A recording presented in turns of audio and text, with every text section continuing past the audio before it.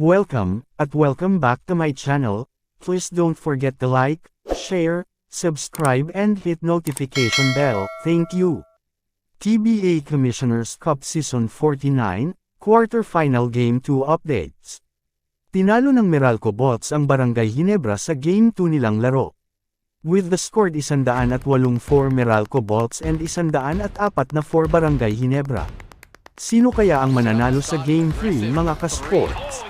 Sino sa tingin niyo mga ka-sports? Ang Barangay Ginebra kaya ang makapasok sa semifinals? O ang Meralco Bots? Abangan natin yan. Ito ang konting highlights recap mga ka-sports. Thank you for watching. Hit 2 3-pointers from the same spot. What a pass! Oh, they go under. He shoots a 3. Bacchero makes them pick it 4 on 2.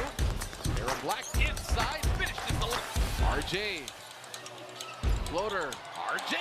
6. Playing time. Cancino did not play a lot in game 1. JB inside. Busting his way. More aggressive. Takes it out. Alonso triple. Yes, sir. This match taking advantage.